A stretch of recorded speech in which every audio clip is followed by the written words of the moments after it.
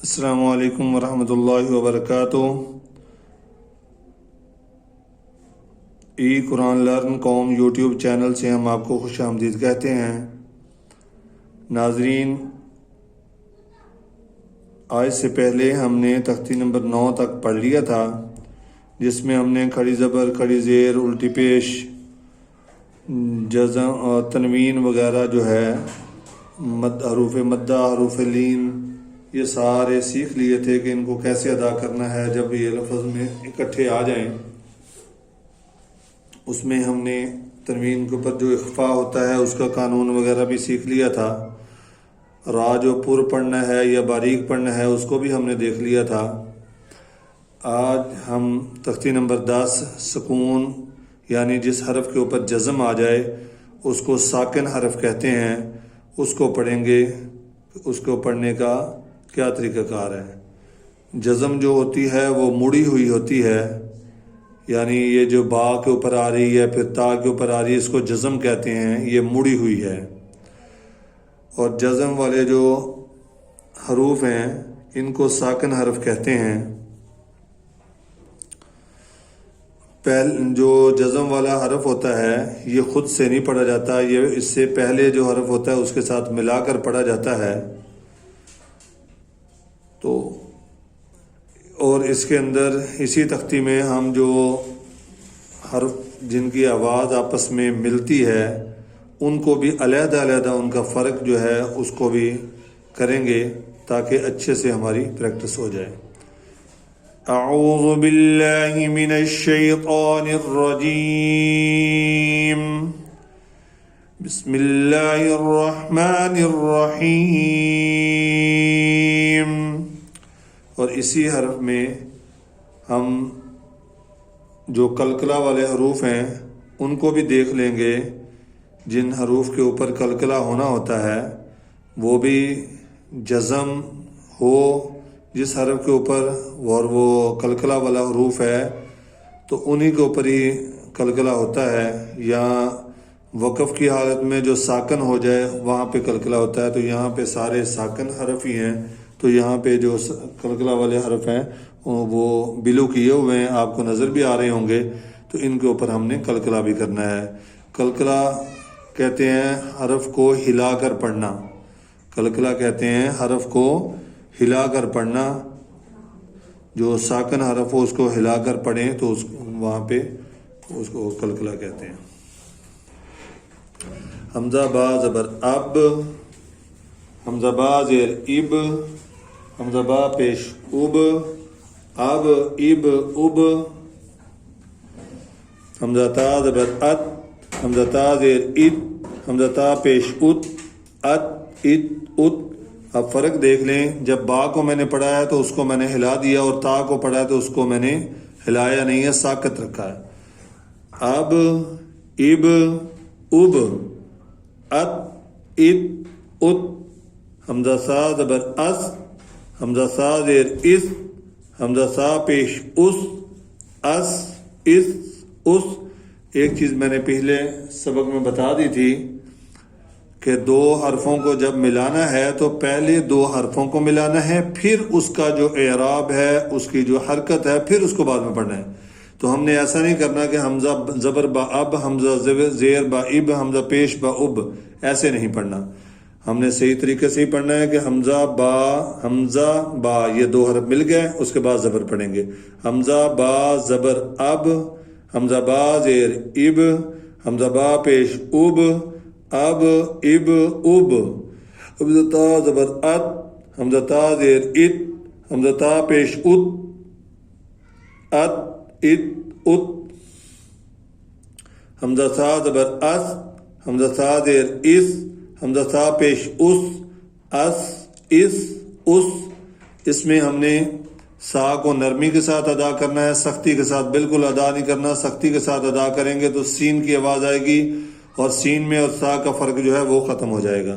حمزہ جیم زبر اج، یہ بھی قلقلہ والا حروف ہے۔ جیم جو ہے قطب جد، 5 حرف ہیں جن کے اوپر قلقلہ ہوتا ہے۔ قاف نقطے والا، قا اور با، جیم اور دال، اس کے اندر 4 حرف تو ہیں، 5واں حرف اس میں قاف جو ہے نقطے والا وہ نہیں ہے، تو جو ہے ان کو ہم پڑھتے ہیں۔ حمزہ جیم زبر اج، حمزہ جیم زیر اج، حمزہ جیم پیش اج، اج اج اج، حمزہ خا زبر اخ، حمزہ ہا زبر اح، حمزہ ہا زیر اح، حمزہ ہا پیش اح، ہا کا خوب اظہار کرنا ہے ورنہ دوسرا جو گول ہا ہے اس کا اور اس کا فرق باقی نہیں رہے گا۔ حمزہ ہا زبر اح، حمزہ ہا زیر اح، حمزہ ہا پیش اح، اح اح اح، حمزہ خا زبر اخ، حمزہ خا زیر اخ، حمزہ خا پیش اخ، اخ اخ اخ، حمزہ دال زبر اد، حمزہ دال زیر اد، حمزہ دال پیش اد، اد اد اد، حمزہ دال زبر از، حمزہ دال زیر از، حمزہ دال پیش از، از از از۔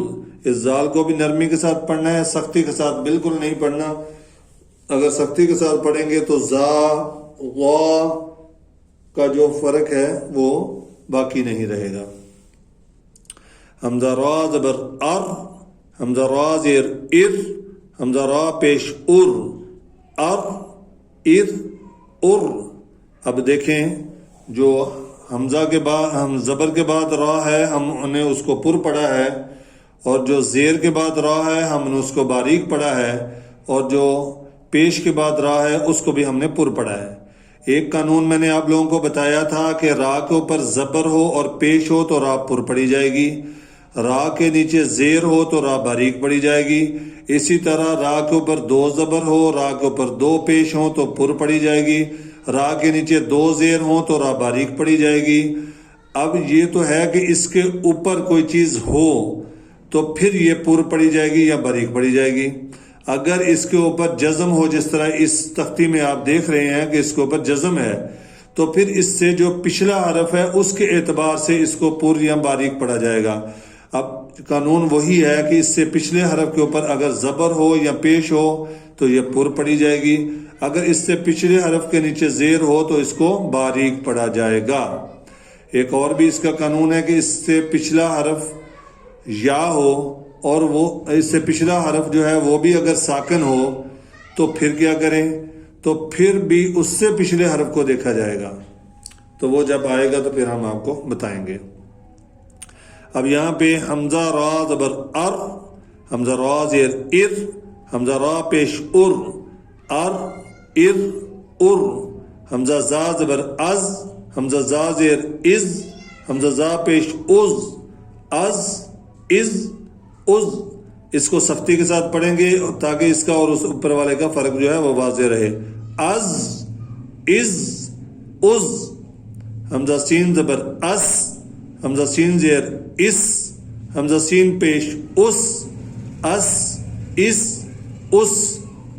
اب یہ جو سین ہے اس کو سیٹی کی آواز کے ساتھ پڑھنا ہے تاکہ سا کا اور سین کا جو فرق ہے وہ واضح ہو جائے۔ اگلا حرف ہمارے پاس ہے شین، حمزہ شین زبر اش، حمزہ شین زیر اش، حمزہ شین پیش اش، اش اش اش، حمزہ سواز زبر اس، حمزہ سواز زیر اس، حمزہ سواد پیش اس، اس اس اس۔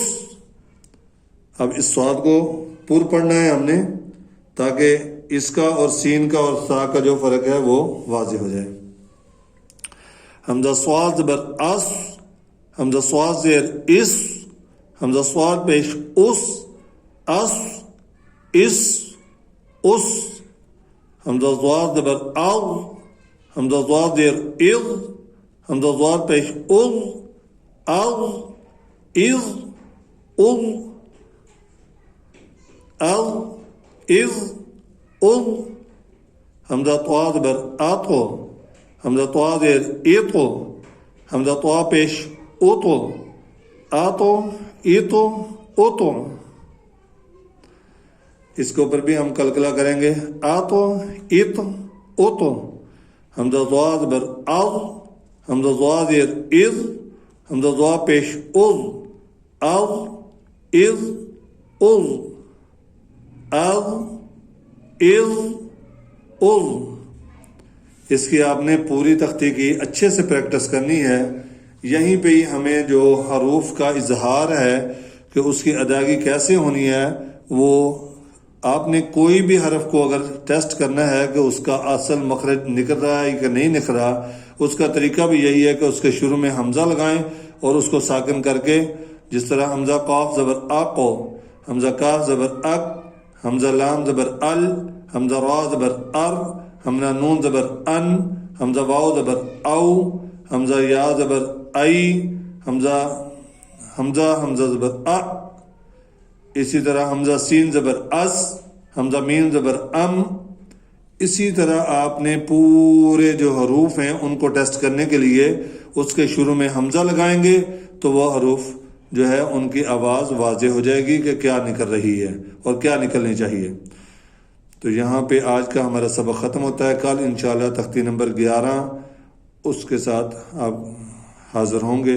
अस्सलामु अलैकुम व रहमतुल्लाहि व बरकातुहू।